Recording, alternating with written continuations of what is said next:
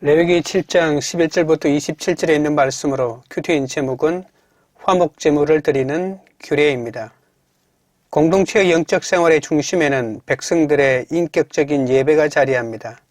레위기 7장은 화목제의 세 가지 이유인 감사의 찬양과 서원의 이행과 낙헌제로 드려지는 예배를 말합니다. 감사의 찬양과 서원의 이행과 낙헌제가 없으면 예배는 형식적인 의식만 남을 것입니다.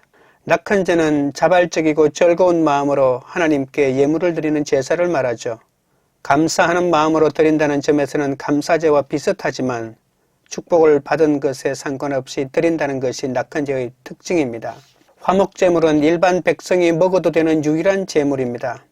화목제물로 드려진 짐승의 일부는 제사장이 받았지만 주요 부분은 예배자가 먹도록 되돌려졌다는 거죠. 오늘 본문은 이 거룩한 식사 규례에서 누가 언제 무엇을 먹을 수 있는지를 제시합니다. 많은 이스라엘 백성에게 화목제는 참으로 중요한 제사였습니다. 어떤 백성들은 자신들이 고기를 먹을 수 있는 유일한 제사이기도 했죠. 예배의 절정과 가장 큰 기쁨은 하나님의 임재 안에 들어가 그분과 화목하게 된 것을 축하하는 것입니다. 그 안으로 백성을 인도하는 것은 제사장의 큰 특권이기도 하죠. 그래서 제사장은 이 모든 예배가 하나님이 기뻐 받으시는 제사가 되어 예배에 참석한 자들이 순결과 풍성한 하나님의 은혜를 누리도록 그 역할을 잘 감당해야 합니다. 첫째로 감사의 화목제입니다. 11절 12절입니다. 여호와께 드릴 화목제물의 규례는 이러하니라. 만일 그것을 감사함으로 드리려면 기름 섞은 무교병과 기름 바른 무교전병과 고운 가루에 기름 섞어 구운 과자를 그 감사제물과 함께 드리고, 화목제는 죄로 인해 하나님과 원수되었던 사람을 다시 하나님과 화목하게 해주신 은혜에 감사해 드리는 제사입니다. 소원이나 자원의 뜻으로 드릴 수도 있었지만 화목제의 기본적인 의미는 받은 은혜에 대한 감사와 찬양입니다. 이 감사에는 찬양이 빠질 수가 없습니다. 감사란 항상 하나님을 찬양하는 것과 같이 있는 것이죠. 감사함으로 드리는 화목제의 예물은 정해진 화목제물에 무교병, 무교전병, 구운 과자, 유교병 등을 더해서 풍성하게 드려야 합니다. 소나 양이나 염소 등과 같은 화목제물에 더하여 밀가루로 요리한 다양한 빵을 드리는 거죠. 게다가 화목제물의 고기를 다른 사람들과 함께 나눠 먹을 수 있습니다. 그리고 피를 제단 밑에 섞고 내장의 기름을 불사른 뒤에 남은 고기는 그날에 먹어야 합니다. 그날에 모두 먹어야 했기 때문에 더 많은 사람을 불러 함께 먹었을 것입니다. 감사의 마음을 적극적으로 표현하고 이웃과 나눌 때 그 기쁨은 더욱 커집니다. 감사와 찬양으로 드리는 화목제는 온 공동체가 공동체 식사와 함께 성소에서 벌이는 축하잔치의 기능을 했던 것이죠. 13절부터 15절입니다.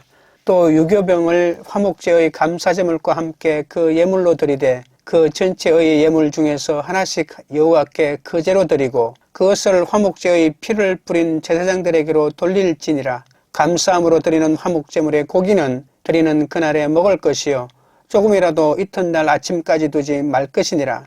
직무를 맡은 제사장은 제사를 완성시키는 음식물인 전병과 구운 과자와 함께 여호와께 드려진 제물을 받았습니다. 모든 전병과 과자는 여호와께 바치는 예물로 드려졌죠. 거제는 제물이 하늘을 향해 높이 드는 것을 말합니다. 보통 소제는 제사장에게 돌아가고 여호와께 봉헌된 소제를 가리키는 일반적인 용어가 바로 거제이죠. 화목제는 하나님과 인간 사이의 관계가 완전히 회복되었음을 감사하여 드리는 제사입니다. 이 같은 관계 회복이 없다면 화목제뿐 아니라 어떤 제사도 드릴 수 없는 것이죠. 하나님은 예배 참석자들이 하나님과 화목하게 된 것에 감사하는 의미로 드리는 화목제물을 모두 함께 먹게 하십니다. 이것은 하나님과 사람 사이의 화목이 사람들 사이의 화목으로 이어져야 한다는 것을 잘 보여줍니다. 감사는 아낌없는 예물로 표현되어야 합니다. 내게 영생을 주신 주께 감사한다면 내게 있는 것을 주를 위해 아낌없이 사용할 수 있습니다. 적용 질문 드립니다. 내가 오늘 하나님께 감사한 일은 무엇입니까? 그 감사를 어떻게 표현하겠습니까? 둘째는 서원이나 자원의 화목제입니다. 16절부터 18절입니다. 그러나 그의 예물의 제물이 서원이나 자원하는 것이면 그 제물을 드린 날에 먹을 것이요 그 남은 것은 이튿날에도 먹되 그 제물의 고기가 셋째 날까지 남았으면 불사를 지니 만일 그 화목제물의 고기를 셋째 날에 조금이라도 먹으면 그 제사는 기쁘게 받아들여지지 않을 것이라. 드린 자에게도 예물답게 되지 못하고 도리어 가증한 것이 될 것이며 그것을 먹는 자는 그 죄를 짊어지리라. 화목제를 드리는 세 가지 이유 가운데 두 번째와 세 번째는 서원과 낙헌제인 차원하는 화목제라고 했습니다. 서원의 화목제는 서원하며 드린 기도가 응답되었을 때 드리죠. 하나님이 어떤 것을 해주시면 자신이 어떤 것을 드리겠다고 굳게 약속했던 서원을 지키면서 드리는 예배입니다. 서원이 성취되거나 서원의 조건이 충족되면 가족과 친구와 함께 제사를 드린 사람들은 축하하기 위해서 화목제를 드리는 것이 예배자의 의무이기도 합니다. 낙헌제는 특별한 이유나 목적 없이 언제든지 드릴 수 있는 예배라고 했습니다. 예배자의 영혼은 하나님과 그분이 베푸신 유익으로 인해 기쁨이 넘치게 됩니다. 그런 의미에서 낙헌제는 살아있는 믿음의 본질이라고 할 수 있습니다. 예배자는 기도에 대한 커다란 응답이나 공급하심을 기다리지 않는 것이죠. 거룩한 중재나 하나님께서 내 삶 가운데 베푸신 선하심을 깨닫고 그것만으로도 기뻐하기 때문에 이렇게 자원하여 화목제물을 드리는 겁니다. 감사의 화목제와 달리 정해진 화목제물로 드려야 합니다. 이 두 화목제는 감사의 화목제와 달리 밀가루로 만든 예물은 포함하지 않습니다. 하나님께 약속하거나 하나님께 자유롭게 예물을 드리는 것은 하나님과 화목되었기 때문에 가능한 일입니다. 짐승의 고기를 셋째 날에는 모두 불사르라고 합니다. 제물의 고기를 이렇게 빨리 먹어야 하는 이유는 무엇일까요? 그 이유는 정확하게 알 수는 없습니다. 다만 소나 양이나 염소 등과 같은 화목제물에 남은 것은 제사장만 아니라 그 이튿날까지 먹을 수 있기 때문에 예배드린 사람과 그 이웃과도 나누어 먹을 수 있도록 배려한 것입니다. 먹을 것이 없는 가난한 사람은 회막 바깥에 진을 치고 화목제가 드려지기를 기다리는 사람들이 많았습니다. 그래서 율법은 과부와 고아와 가난한 자와 제사장 레위인 그리고 예배자의 친구들이 그 공동체 음식을 함께 먹을 수 있도록 한 것입니다. 감사의 화목제물의 고기는 그날에 모두 먹어야 하지만 서원이나 자원의 화목제물의 고기는 이튿날까지 먹을 수 있습니다. 그래서 하루 동안 더 많은 사람과 함께 음식을 나눌 수 있도록 한 것입니다. 주께 드리는 감사와 기도 응답의 기쁨과 자원하는 즐거움은 이렇게 나눌수록 커지는 법입니다. 또한 18절에 셋째 날에 조금이라도 먹으면 가증한 것이 된다고 했는데 가증한 것이란 문자적으로는 썩는다는 말입니다.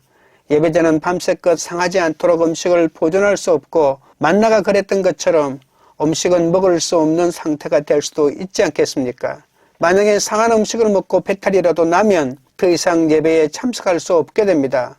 예배자는 부정한 어떤 것과도 접촉하면 안 되기 때문이죠.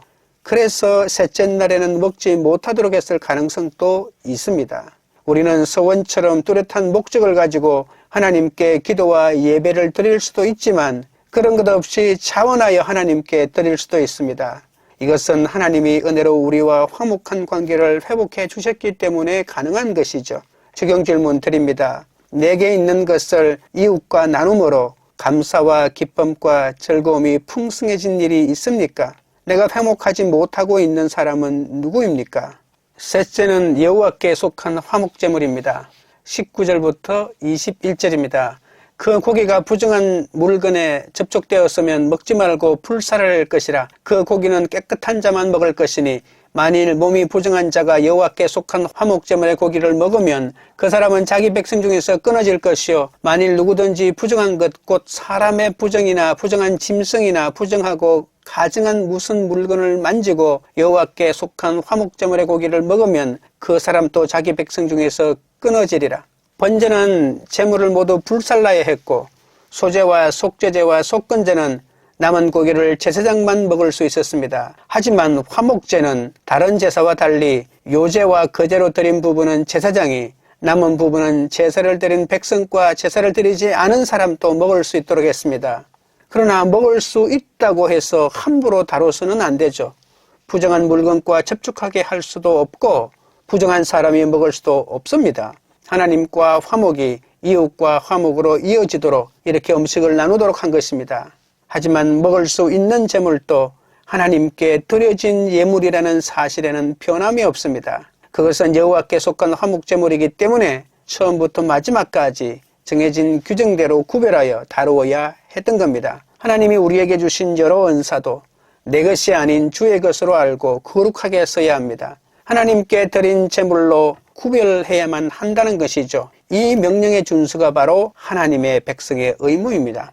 22절부터 25절입니다. 여호와께서 모세에게 말씀하여 이르시되 이스라엘 자손에게 말하여 이르라. 너희는 소나 양이나 염소의 기름을 먹지 말 것이요 스스로 죽은 것의 기름이나 짐승에게 찢긴 것의 기름은 다른 데는 쓰려니와 결단코 먹지는 말지니라. 사람이 여호와께 화제로 드리는 제물의 기름을 먹으면 그 먹는 자는 자기 백성 중에서 끊어지리라. 제물로 바쳐진 짐승인 소나 양이나 염소의 기름은 모두 하나님의 것입니다. 그렇기 때문에 피와 기름은 먹지 말고 남김없이 제물로 드려야 합니다. 그러나 짐승이 자연적으로 죽는다면 더는 제물로 바쳐질 수 없죠. 제사는 오직 흠없는 짐승만이 합당하기 때문입니다. 그렇다고 자연사한 짐승을 모두 버리지는 않습니다. 짐승의 기름을 먹으면 안 되지만 그것만 제외하면 불을 밝히는 것이나 나무에 윤을 내는 것이나 집안의 다른 목적으로 기름을 사용할 수 있는 것이죠. 다른 용도로는 무엇이든 사용할 수 있습니다. 오늘 본문에는 자연사한 짐승이나 다른 짐승에게 찢긴 것에 기름은 먹지 말라고 했지만 그 짐승의 고기를 먹는 것에 대하여는 언급하지 않습니다.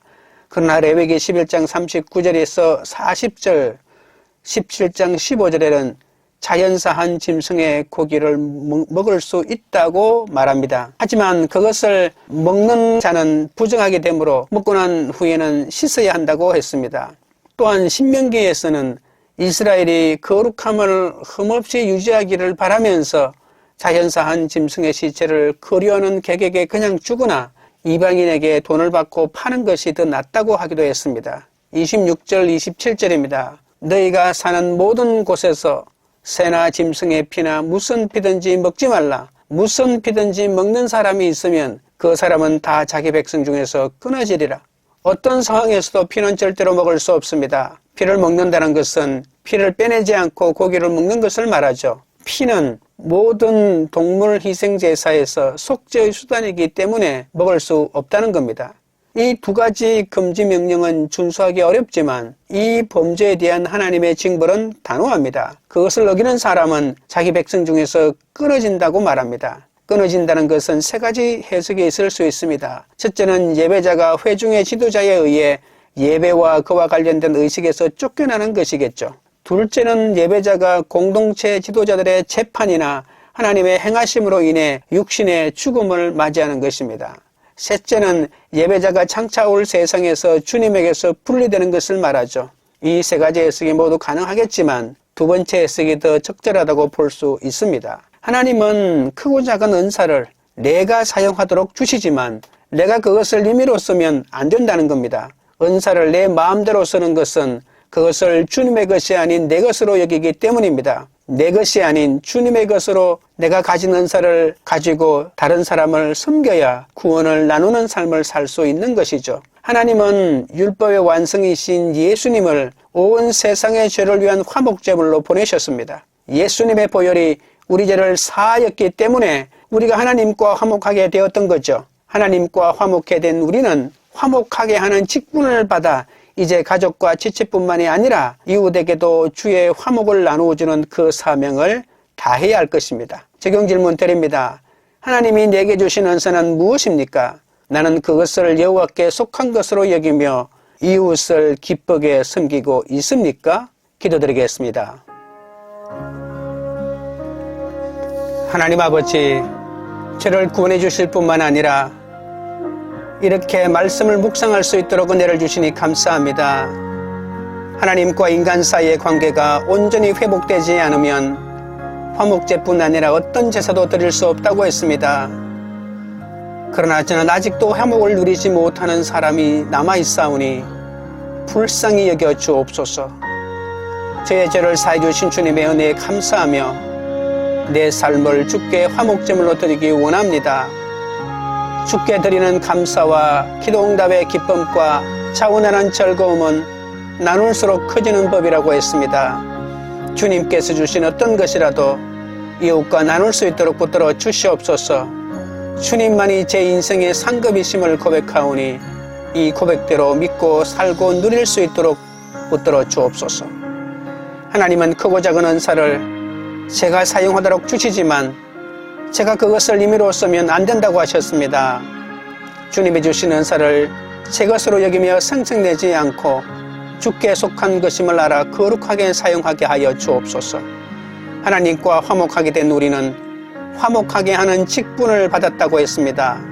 이제 가족과 지체뿐만 아니라 이웃에게도 주의 화목을 나누어주는 사명을 다하게 하여 주옵소서. 광교리들 교회가 주께 드리는 감사와 서원과 자원이 끊이지 않는 공동체가 되게 하옵소서. 내게 있는 것을 이웃과 나눔으로 감사와 기쁨과 즐거움이 풍성해지는 공동체가 되게 하옵소서. 하나님과 화목하게 된 구원의 기쁨을 지역사회의 믿지 않는 이웃에게 전할 수 있도록 힘을 허락하여 주옵소서. 하나님이 각자에게 주신 은사를 통해 이웃을 기쁘게 섬기는 공동체가 되기 원합니다. 공동체에 허락하신 은사들을 주님이 필요한 영혼을 섬기는 데 사용하여 영혼을 살리는 공동체가 되도록 역사하여 주시옵소서. 예수님의 이름으로 기도드리옵나이다. 아멘.